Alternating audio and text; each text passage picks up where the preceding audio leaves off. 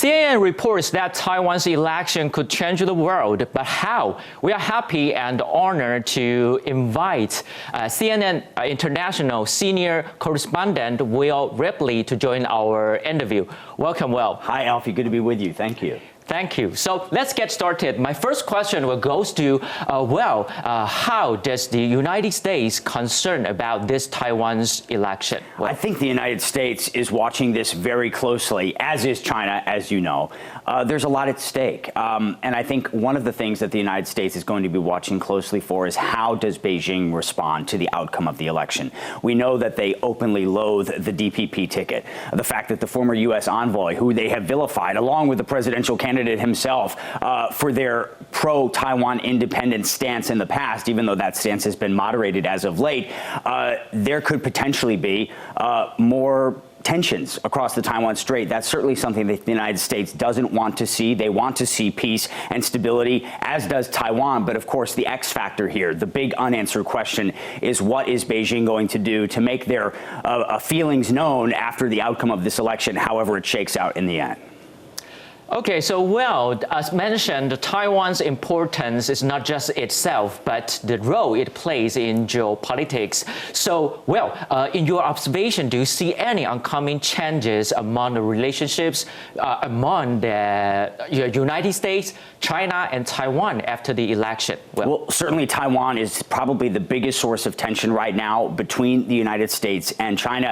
And yes, there's a lot at stake at this election, and there are a lot of things that could change depending on the outcome of the election and the policies of the new government during the next 4 years of the presidential term here in Taiwan. If the United States relationship is recalibrated, which is what the KMT wants to do, that could certainly mean adjustments. The United States has a lot of priorities when it comes to Taiwan. Obviously, the geopolitical significance of Taiwan is on multiple fronts. Its location on the first island chain, crucial, not only from the Chinese perspective, but also from the United States perspective, because Taiwan essentially is an ally and a buffer, essentially, between mainland China and the west coast of the United States, along with the Hawaiian Islands. Then you have, of course, the issue of semiconductors, those crucial chips that power all of our tech around the world, most of them made right here in Taiwan by the very hardworking folks at TSMC and other really important tech companies to the global supply chain. The United States certainly doesn't want to see any disruption to that global supply chain, so that's certainly something that they're going to be looking at very closely as well. And then you have the issue of the fact that Taiwan is a democracy. You had, in fact, some bipartisan group of U.S. senators, both Republicans and Democrats, in a very rare unified stance, putting out a statement just in the last day or so, commending Taiwan for its vibrant democracy, a democracy that it's really extraordinary to think it only started holding these full presidential elections back in 1996. The United States points to Taiwan as an example of a successful democracy despite all of the challenges that democracies are facing around the world from autocracies such as China and, of course, also Russia.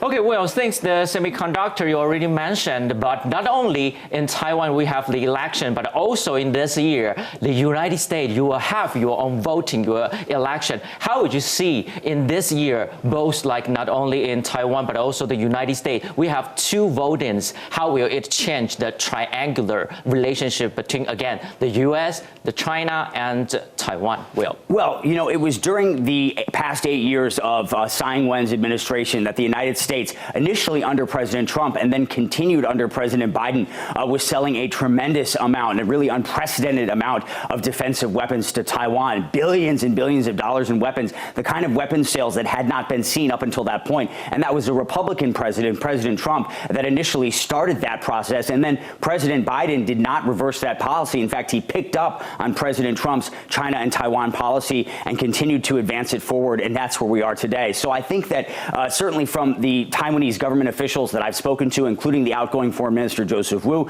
they're not particularly concerned, they say, about whether it's Democrats or Republicans that control the U.S. White House, because in the end, both parties have demonstrated that they show support for Taiwan's democracy and they want to continue partnering with Taiwan, which of course certainly is not something that China wants to hear. Okay, well, thank you so much for providing us the most professional perspective. Thank you again for joining us, Will. Thank you, Alfie.